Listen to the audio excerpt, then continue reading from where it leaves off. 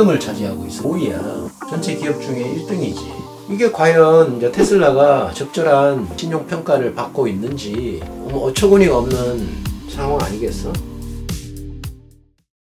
테슬라의 현재 신용 등급 상태랑 그게 왜 중요한지 알려줄 수 있어? 일단 이제 그거를 얘기를 하기 전에 우리가 개인이든 기업이든 금융거래를 할 때 뭐 금융거래라 그러면 예금을 할 수도 있고 우리가 대출을 받을 수도 있지. 대출 중에는 어떤 보증을 해서 담보대출을 할 수도 있고 아니면 담보 없이 개인의 신용도가 어느 정도인지에 따라서 신용대출을 할 수가 있지. 마찬가지로 기업도 개인과 마찬가지로 신용도를 평가를 해서 그 기업이 채권, 그러니까 회사채를 발행을 할 때 어느 정도 금리를 결정할지 영향을 주는 게 각 기업의 신용 등급인 거야.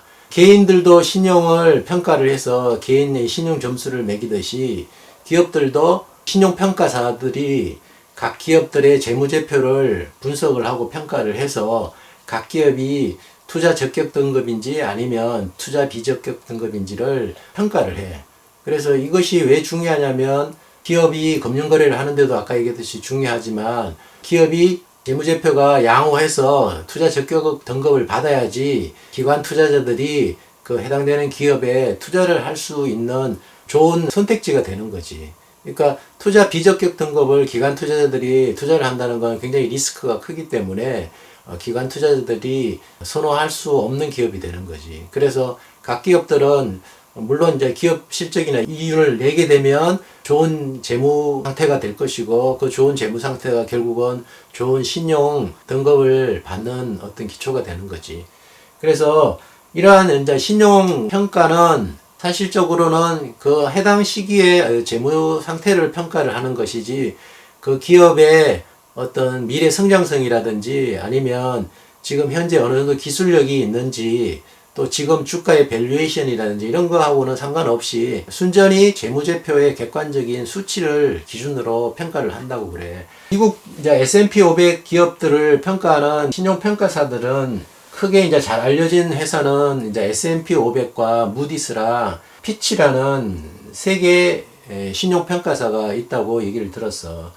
그래서 S&P 500 같은 경우는 이렇게 A등급, B등급, 이제 아래 C등급으로 이렇게 나눠져 있고, S&P 500 같은 경우는 BBB- 이상일 때가 투자 적격 등급이고, 무디스사는 같은 레벨에 호칭은 다르게 쓰고 있지만 BAA3인 경우에 이제 이 위상 등급을 받을 때 투자 적격 등급이고, 아래는 정크라 그래서 이제 투자 비적격 등급이라고 얘기를 하고 있어. 자세한 거는 이제 요 표 1에 보면 이제 투자 등급과 이제 정크 등급을 좀 더 이제 세 개사를 구분해서 표에 표시를 해 놓고 있고, 표 2에 보면 이제 테슬라가 과연 신용 등급을 지금 어느 상태로 평가받고 있는지를 잘 표시가 돼 있어. 테슬라가 S&P 500 같은 경우는 2021년도 10월 달에 BB 플러스 등급이었어. BB 플러스 등급.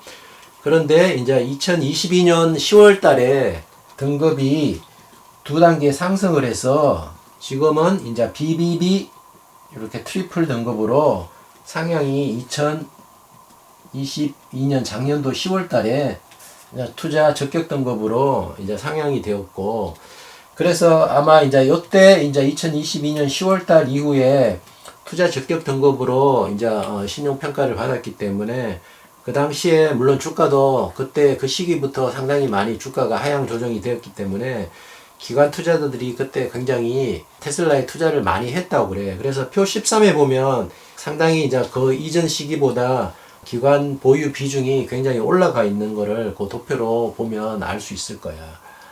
무디스사는 2022년 1월 달에 작년 1월 달에 BA1 등급으로 신용평가가 되어 있는데 그 이후로 투자 등급이 올라가지는 않았어.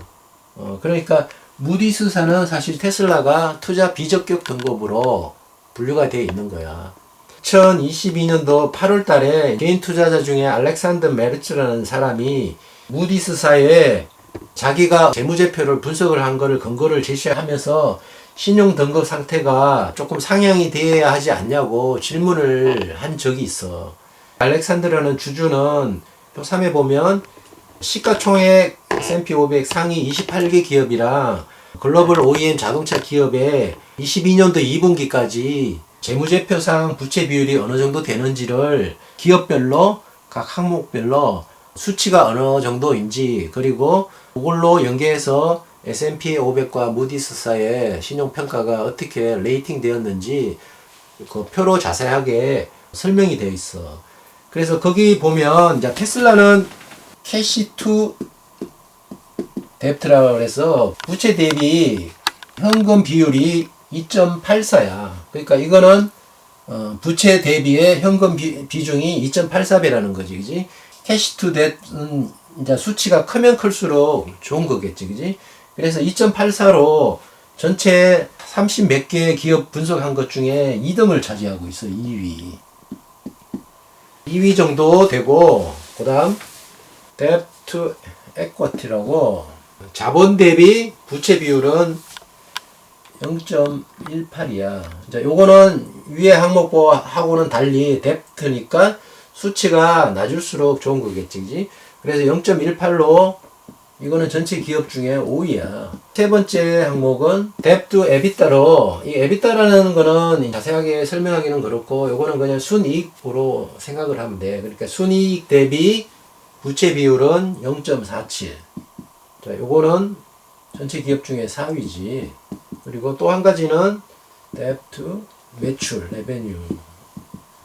요거는 0.1이야. 요거는 전체 기업 중에 1등이지. 또 한 가지 항목은 알트만 스코어라고, 이거 저번에 영상에서 한번 설명한 적이 있지. 각 기업의 재무제표를 분석을 해서 어느 정도 파산 위험이 있는지, 1에서 3까지면 좀 위험하다, 3 이상이면 파산의 위험이 없다고 기업의 파산 가능성을 수치화해서 얘기를 하는 거고, 이거는 테슬라가 20.07인데 이것도 1위인 거야.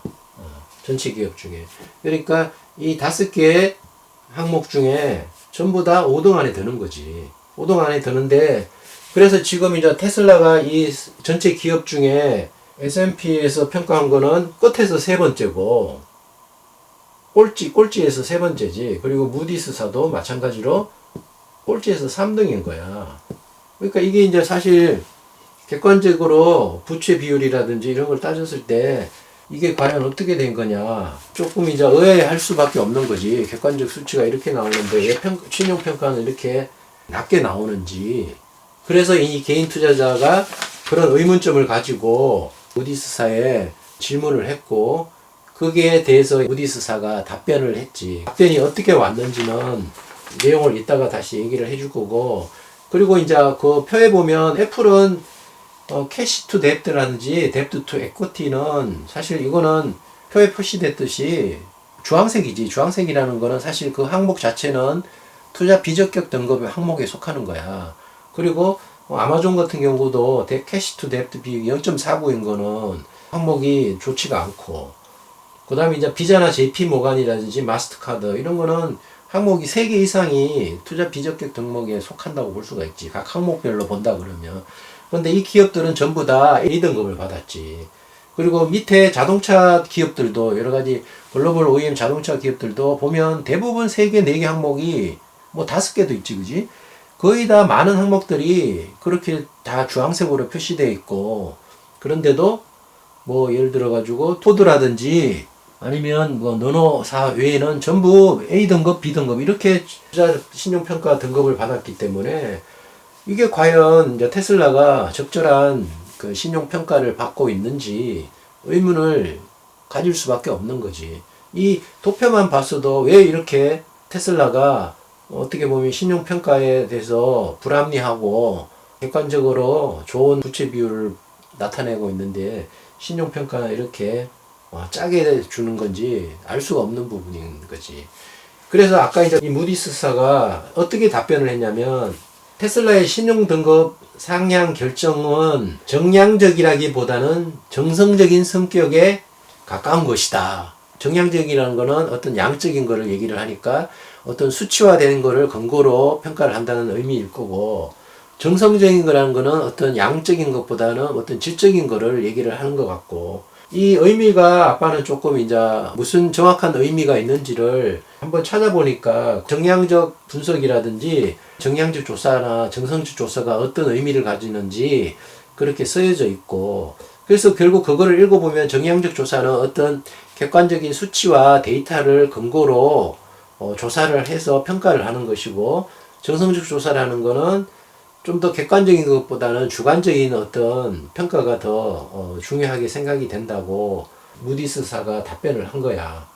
그리고 추가적으로 테슬라가 지금은 모델 Y나 모델 3처럼 상품 수가 제한되어 있고 두 개의 상품으로 큰 수익을 내기 때문에 좀 더 다변화된 상품이 있어야 한다.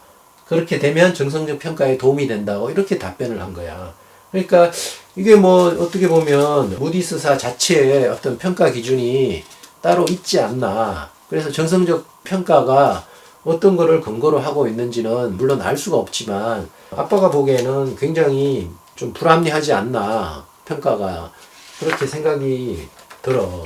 예전에 이제 뭐 노키아는 예전에 핸드폰을 굉장히 많은 어떤 상품을 뭐 다양한 뭐 형태라든지 다양한 기종을 출시를 했고, 애플은 대부분 비슷한 모양이지만 노키아처럼 굉장히 많은 어떤 형태를 가진 상품이 개발되지는 않았잖아. 그러니까 무디스가 답변한 어떤 상품이 다양화라든지 그런 것들이 어떤 근거가 있는 것 같지는 않고 그냥 무디스사 자체의 변명으로밖에 들리지는 않는 것 같아. 그리고 표사를 보면 이것도 신용 등급 평가가 얼마나 허구적이고 자의적인지를 설명하는 근거가 될 수도 있겠지. 신용 평가사들도 자체 신용 평가사의 신용 등급이 있겠지, 그지? 자기네들이 자기네들 신용 평가를 할 수가 없으니까 다른 신용 평가사가 신용 평가를 등급을 레이팅을 하는데, S&P랑 무디스 그리고 테슬라, 자, 이 세 개의 기업을 비교를 해보자고. 프리캐시 플로우는 2021년 3분기부터 2022년 2분기까지 이제 4개 분기니까 1년이지, 그지? 1년 동안 S&P 프리캐시 플로우가 약 2.3 빌리언 달러였어. 그리고 무디스는 1.3 빌리언 달러. 그리고 테슬라는 4.4 빌리언 달러지. 이게 수치가 절대 크고 많고를 얘기하는 게 아니야. S&P랑 무디스라든지 테슬라는 이제 뭐 그 기업의 스케일이라든지 뭐 매출이라든지 이런 게 상당히 차이가 나기 때문에 이 이제 상대적으로 수치가 크고 작은 거를 아빠가 설명하려고 하는 게 아니라, 여기에 그로스 뎁이 있지. 이게 S&P 500은 마이너스 10.8 빌리언. 그로스, 그러니까 전체 이게 돼서 이제 저번에 재무제표상에 설명을 했을 때 전체 라이어빌리티 부채를 얘기하는 게 아니라 금융부채 위주로 설명을 하는 거야. 돈을 빌렸다든지 채권을 발행해서 뭐 돈을 끌어 들어왔다든지 그런 것들이 약 마이너스 10.8 빌리언이고, 무디스는 마이너스 7.7 빌리언이야. 그리고 테슬라는 4.4 빌리언의 금융부채가 있는 거지. 그리고 이제 캐시 앤드 현금이랑 자본 총 합은 3.6 빌리언, 그 다음 무디스가 1.7 빌리언, 그리고 테슬라가 18.9 빌리언이지. 캐시 에쿼티에서 그로스 빼면 넷 캐시가 되겠지. 순수한 캐시가 얼마나 갖고 있느냐. 넷 캐시가 S&P 500은 마이너스 7.2 빌리언이지, 그지? 무디스는 마이너스 6 빌리언, 테슬라는 14.5 빌리언이지, 그지? 지금 S&P 500은 넷 캐시가 요거를 봐야 돼. 이렇게 7.2 빌리언, 6.6 빌리언, 14.5 빌리언. 여기는 마이너스고 여기는 테슬라는 플러스지, 그지? 넷 캐시가. 뭐 S&P 500이나 무디스사는 넷 캐시가 마이너스니까 현금이 없다는 거지, 그지? 부채가 더 많다는 의미지. 그런데 신용 등급은 어떻게 돼 있어? S&P 500은 A-지. 무디스는 BBB 플러스지. 뭐 테슬라는 S&P 500은 이제 작년 10월 달에 투자 적격 등급으로 겨우 2단계 상승을 했지만 아직 무디스사는 BA1으로 아직 투자 적격 등급에 올라가지를 못한 거야. 그러면 이거 뭐 캐시를 봤을 때 S&P 500이나 무디스가 테슬라보다 못한 게 없지. 아까 뭐 다른 기업과 비교했을 때도 그 S&P 500이나 무디스 이 신용평가사 자체들은 이제 A-는 물론 피치라는 다른 신용평가사가 신용등급을 정한 거지. 여기는 무디스가 한 거고.